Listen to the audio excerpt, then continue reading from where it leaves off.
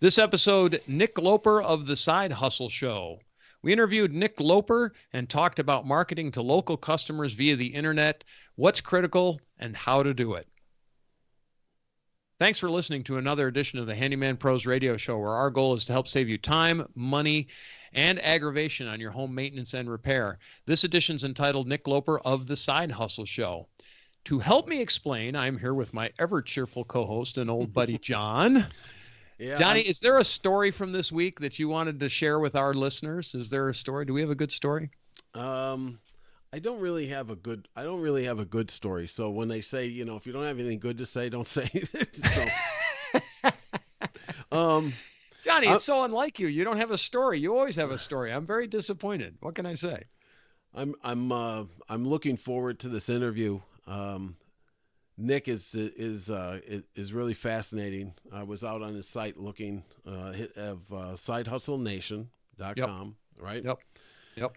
And just some great stuff out there. So, I'm glad you made the connection with Nick and brought him on. It's just fantastic. I think our audience is going to get a lot out of this. Yeah, and this is aimed both at our contractors, but also folks, if you're working in a job and you're thinking about a side hustle, take a listen to what Nick has to say and use his things as a resource, because he's got a tremendous amount of information that's out there for free that's really, really good stuff.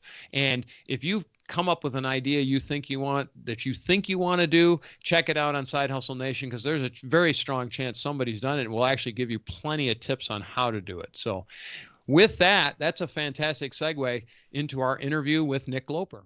We're here with Nick Loper. Nick, welcome. Thanks for having me.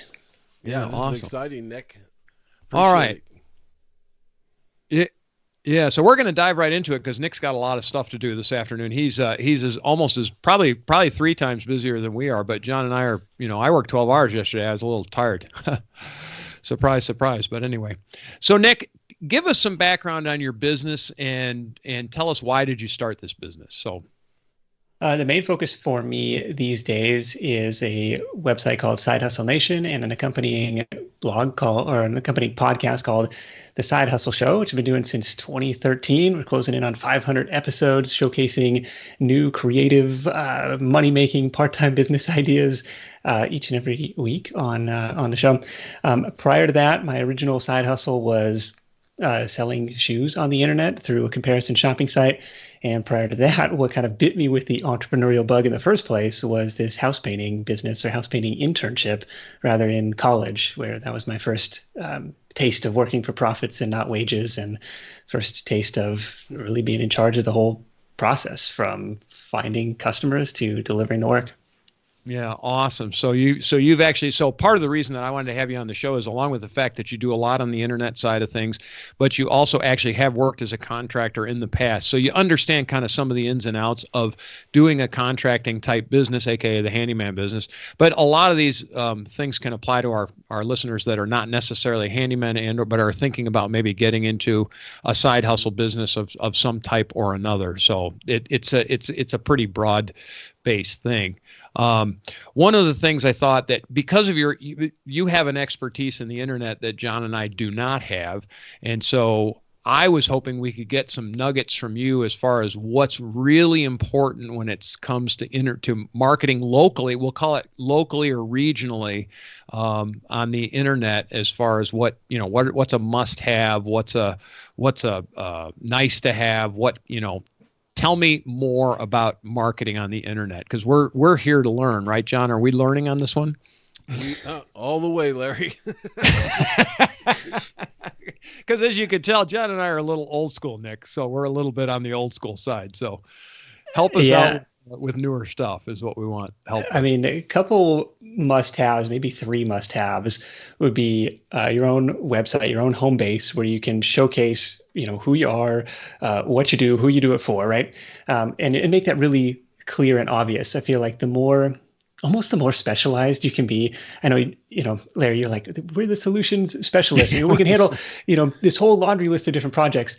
I would almost argue to say, like, as a customer, it's easier if I find the go-to person for gutter cleaning or tree trimming or, whatever, like something super specific that makes me feel better. Like I've made a savvy choice because, that's all they do, or at least that's all they're advertising that they do. Um, so, having that website as a home base, super important.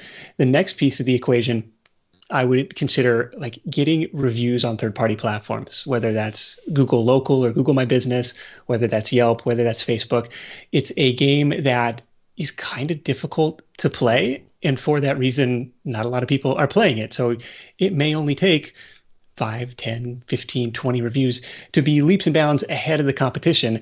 And I think that is something that will separate you from anybody else. Because like if somebody is searching and all else being equal, like, okay, everybody I trust has the skills to do this job if they've been in business for any length of time. But if the person has 15 reviews and the other guy has 3, I'm going to go with the guy who has more social proof here. Okay. All right. Well, so what was the third? Was there a third one?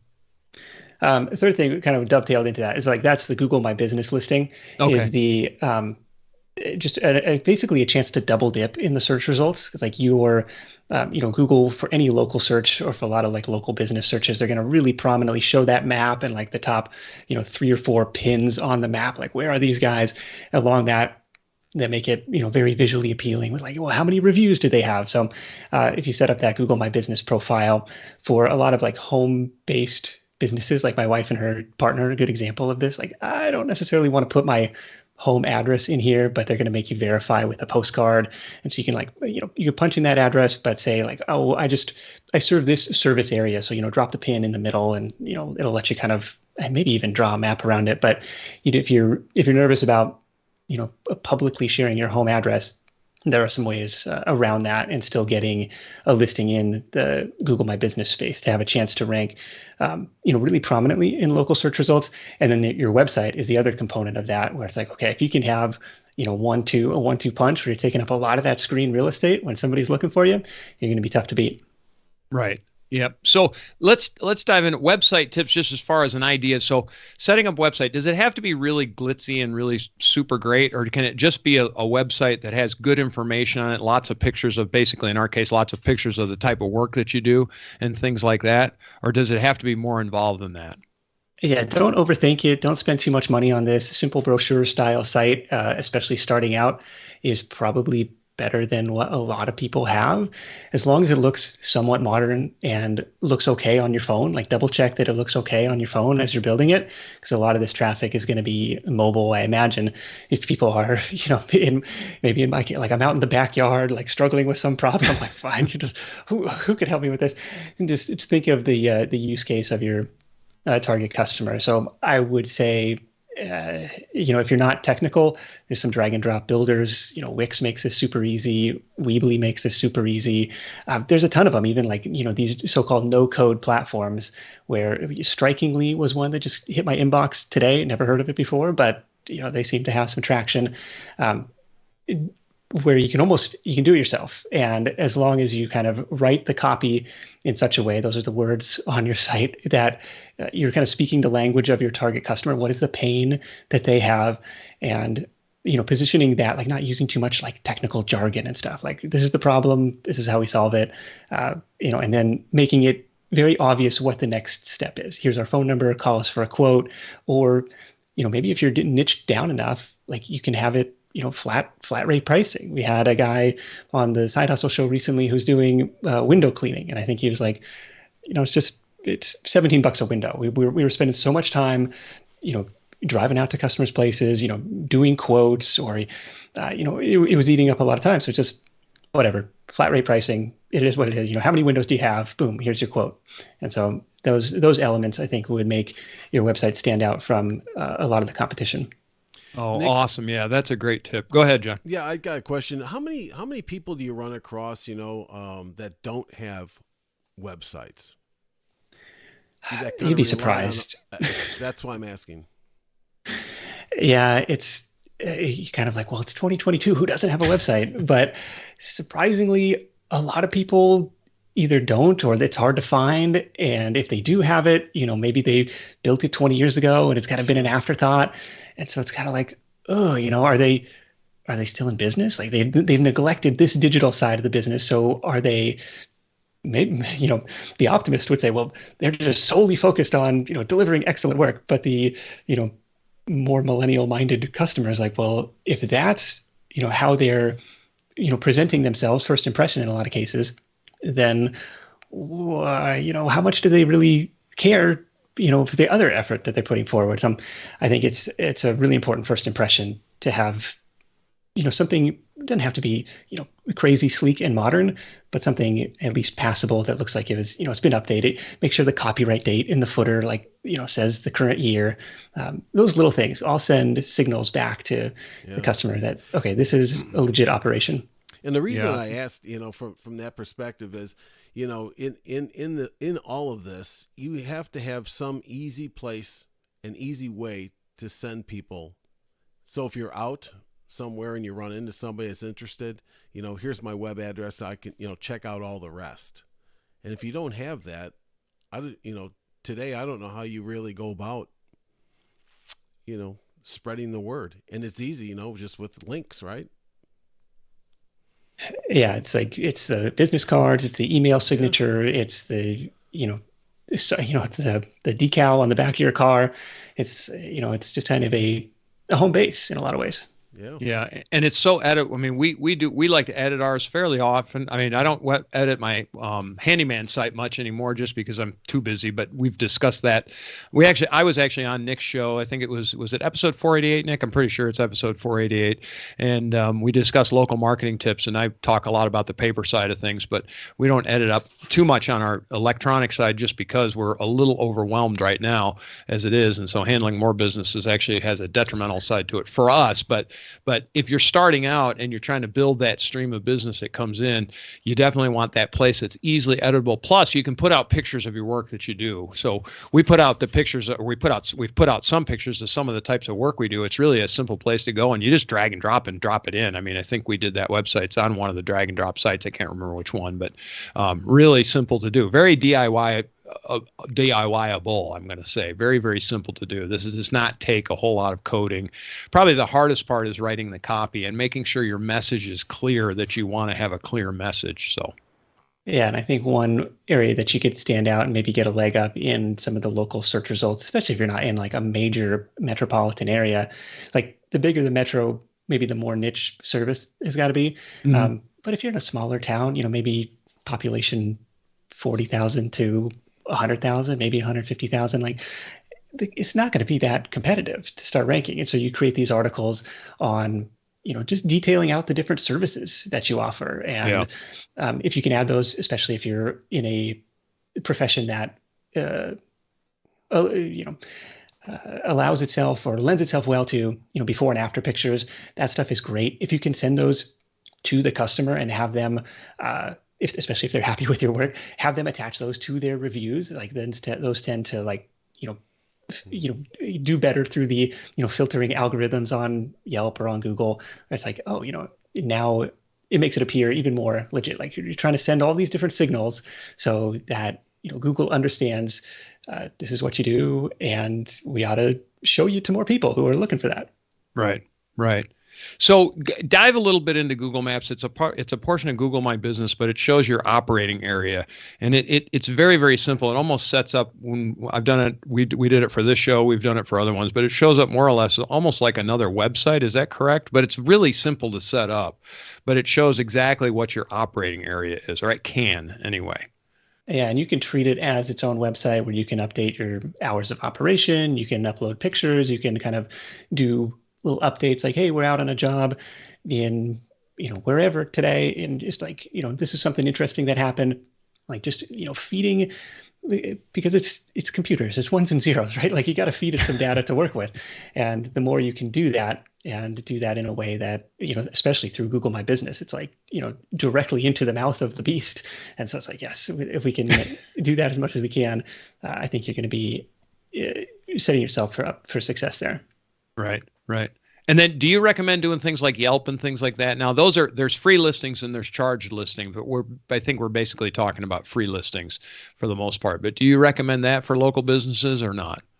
You absolutely need to get it set up, because people are looking on these platforms. And so I would prioritize Google over Yelp just because it's kind of harder to get Yelp reviews to stick unless the reviewer is a habitual Yelp reviewer. But you can give the customer the choice. Like as you're finishing up the job, hey, we're trying to grow our business. We'd love if you could leave a review. If they have said something nice to you as you are leaving their property, then it's like, hey, what you just told me, would you be able to add that to a review? I can send you a link directly to the place. Once I get back to my office or once I get back to my truck or something. And it's like, hey, you just told me, blah, blah, blah. Larry was, on time, prompt, professional, and did a great job on time, on budget. Make it, and here's the link to drop that into Google or drop that into Yelp, and like, make it easy for the customer to do that. And would do that. Sometimes trying to collect book reviews for myself. Like people would reply back and say, hey, this is such a cool, such a cool book. Thanks so much for writing it. And be like, would you mind pasting that into Amazon for me? Like every review definitely helps. So I think it's a lot of, hand-to-hand combat to collect those first 10, 15, 20 reviews. Yeah. Johnny, it sounds like getting those old sales papers where it was the same thing on a written document in the old days, right, John? Yeah, I mean that is one of the things that you need to do when you're selling. You ask when you do a good job, and people are happy.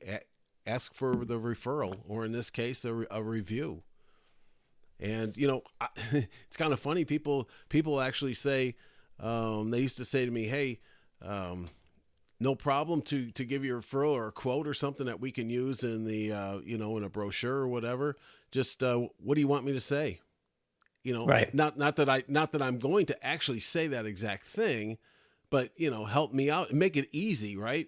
It's not that you're writing stuff about yourself, but they'll say, well, let me change this a little bit and change that, and boom, the CFO is like, okay, great, see ya, So yeah, that's the way we used to do it. And even like on a more tactical level, if you can work in certain keywords that you're trying to target, maybe it's gutter clean. Hey, these guys came out for gutter cleaning on Saturday. They were done in super fast, 3 hour. I don't know what.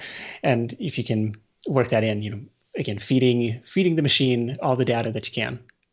Yeah. Yeah. Talk to us a little bit about social media, the various different forms and blah, blah, blah. By and large, if you're not going to be active on these platforms as a local business owner, I almost wouldn't waste your time. A lot of websites have templates, and it's built in to link out to Twitter and link out to Instagram. And it's almost worse to have created an account there and then have it ghosted, right? Like, well, there haven't been any updates in 2 years. Like, are they still in business? Because I would see that for Twitter in a lot of cases. Like, well, okay, they've got 3 followers. You're not really putting your best foot forward. It's like, I think that would be, it's kind of like wasted. It's like a wasted outbound link on your site where it's like, you don't really care if somebody goes and checks you out on Twitter. They want you to, you want them to hire you. You don't necessarily care about that. But general rule for social media is, to go on the platforms where your customers already are. So if you're in a business to business space, I would focus my energy and attention on LinkedIn. If you're targeting, maybe millennial moms, maybe you are hanging out on Instagram. If you're targeting even younger audience, maybe it is TikTok, but you don't feel the pressure to be everywhere because I don't think that's necessary. That's really interesting, Nick, that you said that. It's a very good insight. A lot of people feel like they have to be spread out everywhere, and you're exactly right. I'm thinking back, when I look at things like that, that example you just gave, the first thought that comes to my mind is that exact thing. Are these guys still in business? Right. Yeah. And they just aren't focused on it, and maybe nor should they be, but they gave it a whirl for a month, but then all of a sudden it just went away. So that's a good one. And I like the fact that you said go where your customers are. And I do think so. I've generated some business for the handyman side from some of the social medias, like mostly from Facebook, because I'm looking for a client that's older. But I've actually gotten into some of the groups because Facebook has the various different groups, and there's particular groups. There's one here and Nick, you're familiar with Atlanta, but there's Lake Lanier, right? So there's the Lake Lanier area. Well, there's actually a group called Lake Lanier Dwellers, and it's basically people that live on the lake.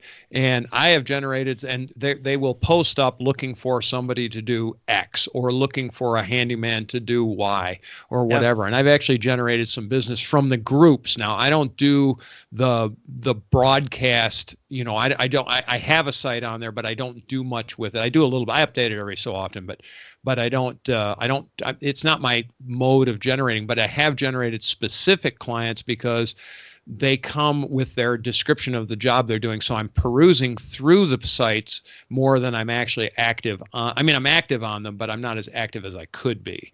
And so it's sort of a little bit of a give and take. There's Facebook Marketplace too, which is also, that's really a marketplace. I am looking for somebody to do a roofing job or this or that. And so I just mention it because I want people to be out there.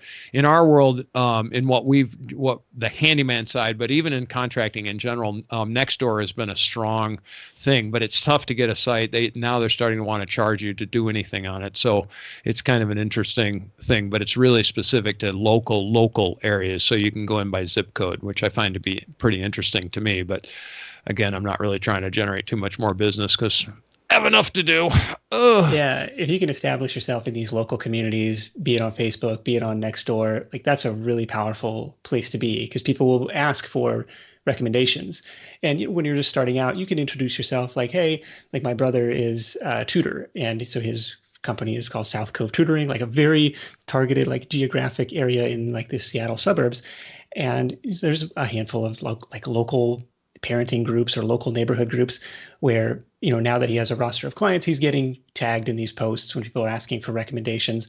But early on, he could come on and introduce himself. Like, hey, I'm Chris. I'm an expert academic tutor and executive function coach.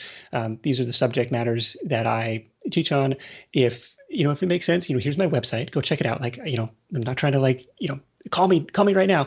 But if it makes sense, to have a look and, we set up a free initial consult or free first session. I don't know what he does, but those local groups can be really, really powerful because it's like a trusted recommendation versus just finding, who shows up in Google today. Mm-hmm. Yeah. I've and then you got the hyper local stuff that's right, websites that are, or Facebook groups that are just your neighborhood. Right. Yeah. HOA groups and things like that. I've put my name out there and, at people who are asking for handymen and I'm like, hey, I'm right here. And, I've just been working. Well, Larry knows I've been doing a lot of business right in my own neighborhood. We have 63 homes. Some of the neighborhoods John can walk huge. to his customers. Yeah. And some of the neighborhoods are really big, right? Some of them have hundreds of homes.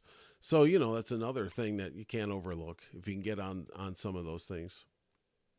Yeah. John, do you have the like decal or magnet or, other signage on your truck or any way to, let people know of those 63 houses that you're the go-to guy for this stuff?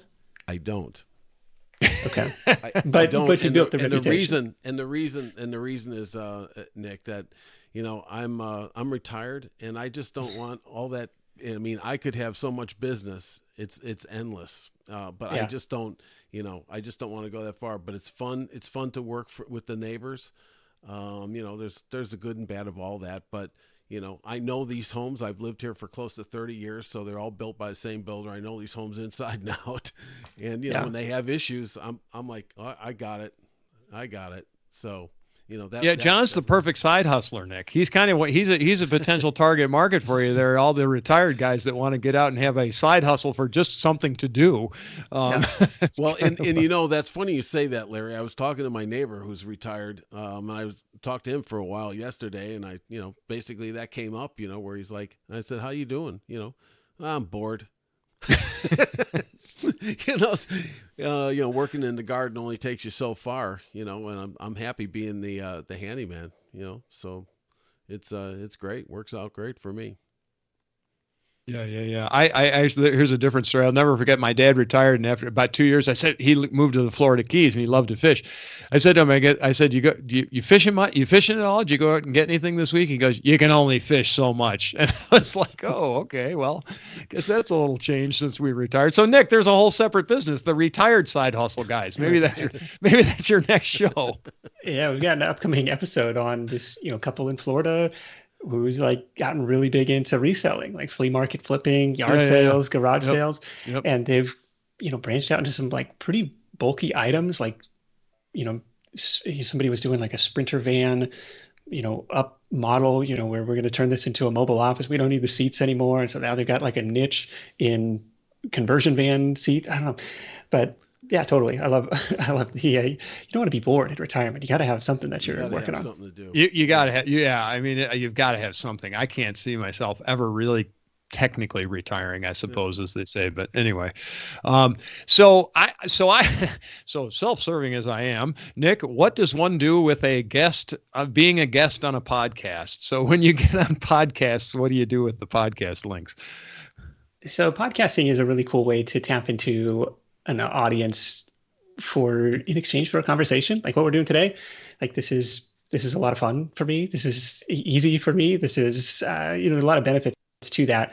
For a local service, the challenge is, unless it's a super local podcast, you're branching out to a nationwide audience. Correct. Which could be good. Some of those listeners might be local and they might end up being your target customers. But if nothing else, it's a chance to build some social proof and credibility that you can add back to your website. It may not be like as seen on NBC or something, but it's like, hey, we were featured on this podcast, right? So it's like, okay, so somebody thought what we were doing was worthwhile enough.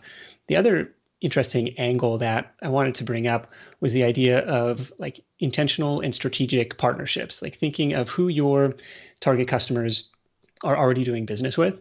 And we've seen people in the like online freelancing space who, their specialty was SEO. And so their strategic partner was web designers. Like, hey, these people are already investing in having a website built, but they don't know anything about SEO. So it's a natural fit for that designer person to refer them over to me, and probably vice versa. Like it could go either way. Hey, your site's looking a little dated. Are you thinking about doing a refresh? Here's my designer friend. We've seen people do this all over the place. And in the like window washing example, it was interior home cleaners. You're like, yeah, we'll clean your kitchen and your bathrooms, and we'll vacuum your floors, but we don't touch the windows really. It's like, oh, do you have a referral partner for interior, exterior window cleaning? No, we don't. Hey, we'd love to be that guy. Well, prove it, prove you're good, come over to our house first. And so they did. And, then in exchange for, I want to say a 15% kind of finder's fee or referral fee commission, they ended up getting a lot of business because these were people who were already investing in maintaining their home. And it was a natural fit to say, hey, we've got a go-to referral or go-to contractor for the window cleaning side. Yeah, and we've found that the same. We kind of laugh about it, but like plumbers and all will have handymen come in and do drywall work because they'll cut a hole in somebody's wall, but they won't fix it. So it's kind of a natural, same kind of thing. It's very much a referral partner, and we really like that idea because it's the same thing. You spend you don't spend. It's not that you don't spend cash. You don't spend cash to get that lead. You spend time, but you definitely put your reputation on the line. That is definitely the key. But if you do good work, it's really, really an easy source of potential leads for you and things like that. We talk about just using this podcast, and we generate, I don't know that I've ever generated a direct lead from this podcast, but we do use it as social proof, and we also use it as validation that we know what we have an idea of what we're talking about. Not that we know what we're talking about, because most of the time we don't. But that's neither here nor there. But we do learn a lot from this podcast in doing it. And as I always say, I've learned a lot of really great tips from other professionals that have been on this show, which has helped enhance my ability to do my handyman job.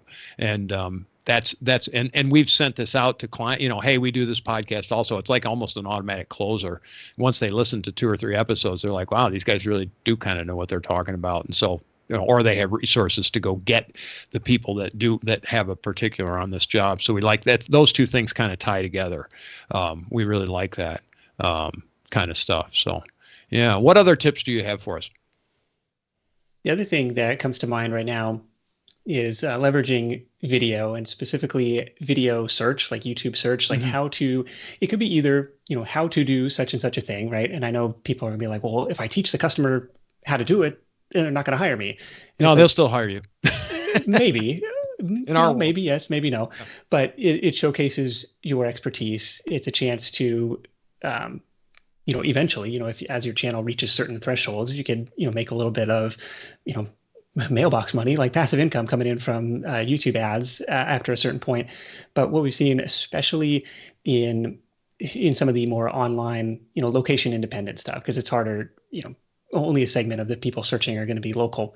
But if you can answer the questions that your target audience has about your service, or how to, use a particular tool that you use, you set yourself up as, a head and shoulders above the rest in terms of expertise and relatability. Like you said with the podcast, like, people develop a relationship with you after listening to a couple episodes. They're like, yeah, you know what? I kind of like these guys. I feel like I could trust them in my house. I feel like I could trust them with my money. Like, this is We're in trouble, it's a trust Johnny. building platform. We're in trouble. I'm telling you.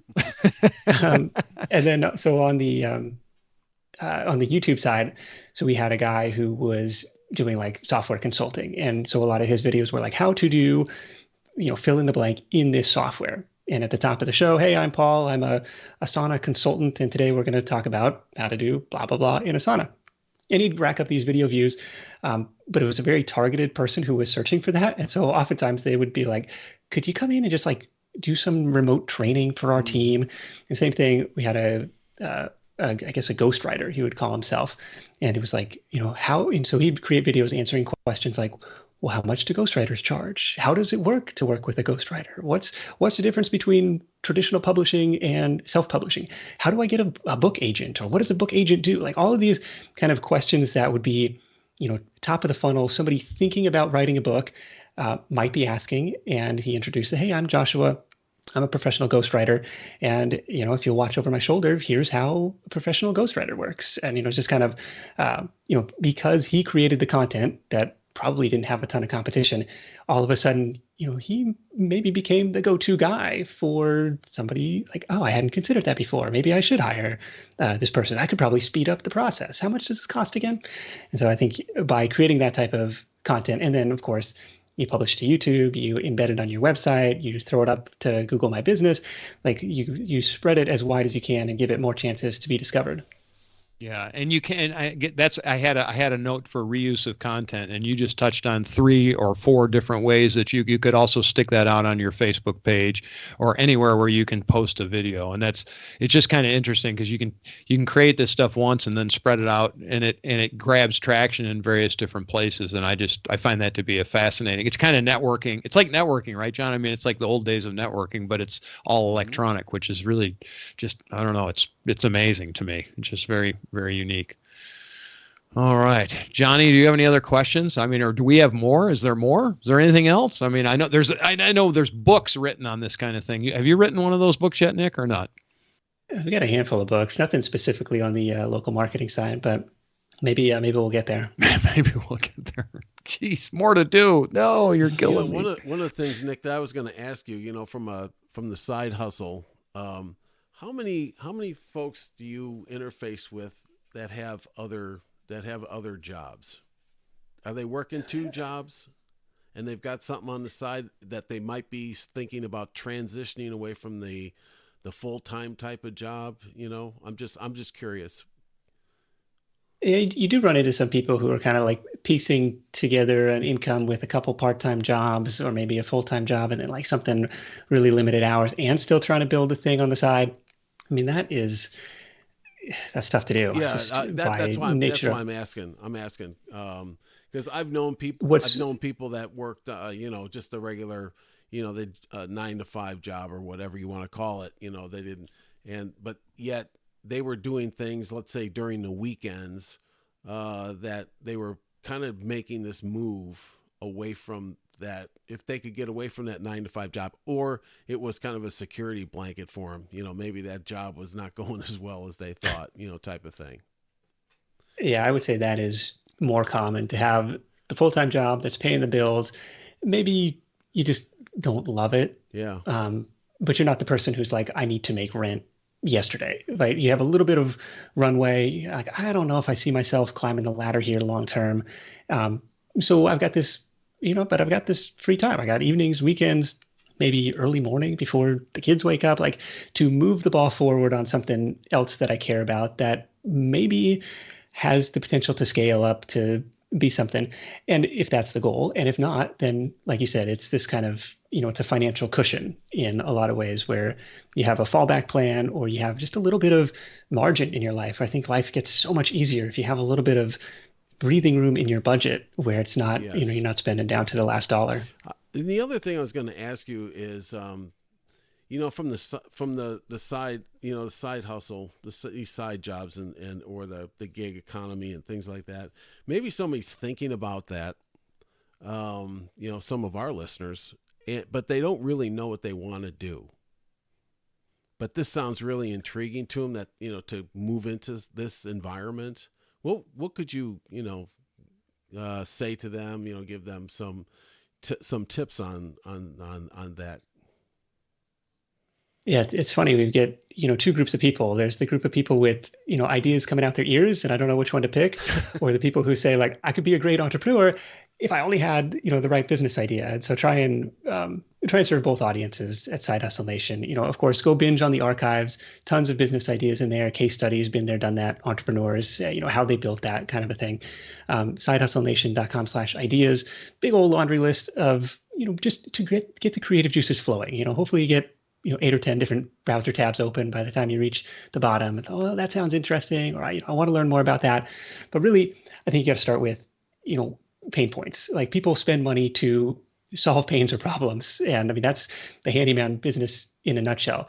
I don't want to do this. I don't know how to do this. Make this problem go away. And so they call you guys, right? And typically we see, and this is like, almost every business in the world is going to fall into these 3 categories.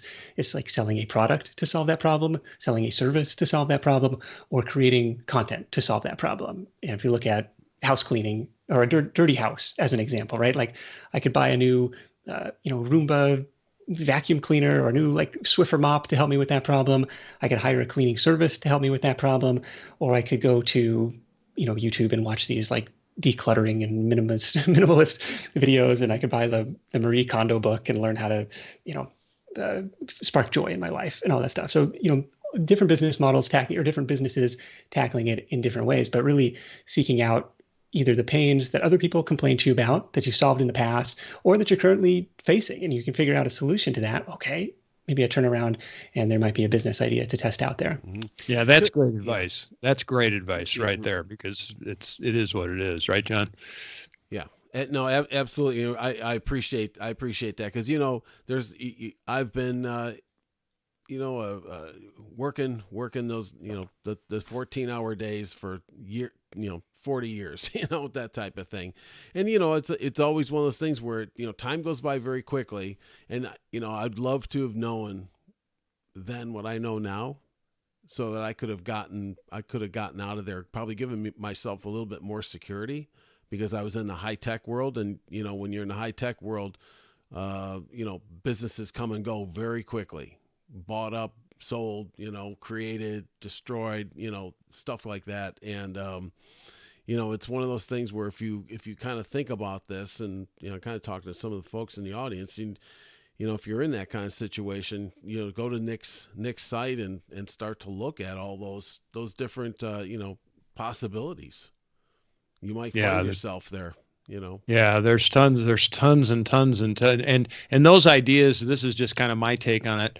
They call it the acres of gold, but basically the best ideas you have are the problems you solve for yourself. So the things that are right in front of you that you go, oh, and I can say this personally about the handyman business. My wife made the suggestion that I get in the handyman business, and I said, well, nobody will pay me for that. And she goes, yes, they will. And I was like, and I I'm not going to say I took a leap of faith, but I kind of took a leap of faith.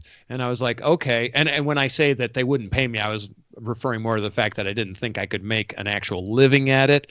This was a complete fallacy. I mean, she absolutely, when I started it, I was like, whoa, what had happened here? And this is back to John's point. Had I known this 25 years ago, I would have been a handyman 25 years ago and been well on my way to been financially independent already and be done with, even having to work. So the whole FI concept, Nick, I know you're a proponent of that, and I am too, but that's for another show. Yeah, there's probably better people to speak to the FIRE movement, but that's really exciting to as an endpoint to work towards. Having retirement be a number and not necessarily an age. I don't know. I was excited to have discovered that concept a couple of years ago. Until you find out that you won't ever stop working because you're one of those people like us. I know the goalposts keep moving, and you're like, well, but then what? That's always the question. Well, and that's why I say it, because John already alluded to it. He's got to have something to do. He can't be fully retired because there's, it's what do you do if you really can retire financially, right? What do you really do? And this is where I always said, well, you do a side hustle, you do something that's kind of exciting. That's a passion project more than just than necessarily for income. But you do, but at the same time, you want to have. It's nice to get some income because there's expenses that come along with it and stuff like that. And then it was great to be able to transition into having your own company, working for who you want to work for, when you want to work, and all that kind of stuff. And now I've got a boss that thinks like me. And on that note, which is incredibly scary, Nick, by the way. Once again, we want to thank you for being here. We'd like to have you back on the show sometime again, because we didn't touch on hard enough here to really get into it. But tell us more about what you do, how people can get a hold of you, all of that good groovy stuff, and we'll start wrapping it up. Yeah, of course. Would love to have you tune into the Side Hustle Show. You can find it in every podcast app. SideHustleNation.com is the home base. We mentioned SideHustleNation.com/ideas. If you're not married to the handyman idea, you're open to other suggestions, then you'll find a whole laundry list of different possibilities over there. But I really appreciate the opportunity. It's always fun to hang out. All right. Well, thanks, Nick. We appreciate it. Thank you, Nick. I want to thank Nick for being on the show. John, what are some of the key takeaways? Some of the things, there was a lot to take away from, and I actually, as we left the interview with Nick, we just barely scratched the surface, and I'm respectful of, everybody's time, but, just getting started with all this was interesting. One of the things that, I kind of caught, maybe a lot of folks did too, was, when he was breaking away from some of the jobs, he's working for profits, not wages. When he said that, and to me, that's always a big, it's a big thing if you've never really done that, because it's your own company. I was running a P&L in business, so I was kind of working that way, but it still wasn't my company. So it's not your money. So it really does make a difference, and that's all part of the side hustle or the gig economy, because you're really working for your own profits, and not somebody paying for you, which is quite a distinction.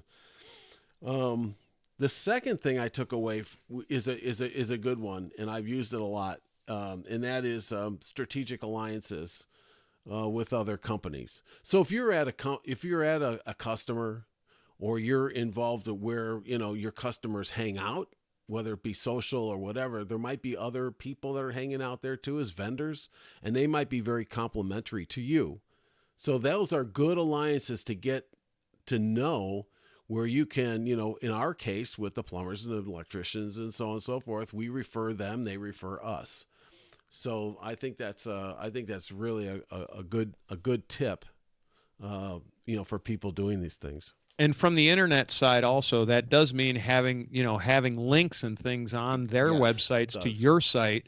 And so I thought that I did find that to be well, we've always discussed that. You and I, John, Yeah. when we talk marketing, we always talk about those kinds of things because it's in our case, it's old school networking, but the new school networking is to do that via social media, which is Yes. very effective. Don't get me wrong. And on your websites and using the electronic media. And yeah, I found that to be a fascinating, takeaway kind of situation. It's just you help somebody else, they help you. It's basically what it is. Right. You help them, they help Right. you, and Right. everybody's winning. Everybody's winning. One of my good takeaways out of this thing is the importance of Google Maps and local listings like Yelp, and there's a bunch of other ones Mm-hmm. too that you can do some searches on.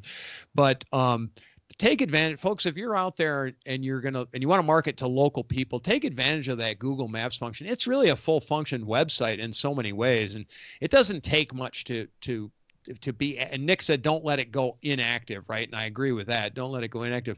But gosh, you could spend an hour a month and keep that thing updated and you're fine. And when I mean updated, I mean you just post some pictures of a job you did and you're good. You're really good, and people will find you that way, especially local people. I know on the handyman side, I get listings, I get jobs from Google Maps, from the Maps side, and because I actually get a report that says how many people called me, which is one of the functions they have that we didn't discuss, but it comes up for free. So I will give a bit of warning on things like Yelp. They're going to try to sell you advertising, so just be aware if you sign up, if you put your things on their thing, they're going to call you every day wanting you to spend $300, and I don't know if it's worthwhile or not. But anyway, be that as it may, I think one of the other things that kind of came out right at the end of the conversation was just talking about about side hustles and the side hustle nation. And Yeah. while that doesn't necessarily apply to it doesn't help you with your home maintenance and saving money, but it could help you, folks. If you're out there and you've heard this show and you want to run, either a handyman business as a side hustle, or you're looking for just any kind of side hustles, there's this whole nation of people out there. And I mean, it's a very large group of people that can help you with this. And Nick just happens to be the quote ringleader, we'll call him that. But he's got the podcast and things, and he's discussed thousands of different business ideas with people that are either doing it or otherwise. And gosh, for John and I, we're in the sunset of our lives, if you want to call it that. We're kind of on the tired side. Well, I mean, we are. Oh I mean, my let's God, be this honest. guy. What? You told Man, you I told was me in a that? good mood. But no, but we've said to ourselves, we'll never really retire. I'll never really retire because Yeah. what do you do? You got to have something to do, Right. right? You can't, Right. I'm not doing gardening, as you said. I'm not doing, a little right. bit in the garden lasts a long time. So, I know in your case, Johnny, I know what you're doing. You're out there working on that spaceship, taking it apart. Taking it That's apart, what baby. you're doing. Man, You've been doing that one for a long time. I'm telling you. Keep me going, baby. Keeps you Keep going. me going. All right. Anything else on the Loper Show, Johnny? Nope, it was great, and I wanted to super good guy. Thanks go out to Nick again for his time. Yep, appreciate it. All right, folks, if you have any questions, comments, or concerns, or there's anything that you'd like to, hey, send us some topics for shows to questions at handymanprosradioshow.com. We will put your comments out there on the air, whether you want them or not. We'll stick them out there. No, if you don't want them, that's fine. Just send us. But if you have an idea for a show you'd like to hear about, just anything in home maintenance, repair, we don't do much in the way of gardening, but we'd even try a gardening show once in a while. We'll find the right people to get on for that. Send us an email, again, questions at handymanprosradioshow.com, or drop it on our Facebook group. That's at Handyman Pros on Facebook. We do that a lot. And other than that, we want to thank you for listening to the Handyman Pros Radio Show, and we will see you next week.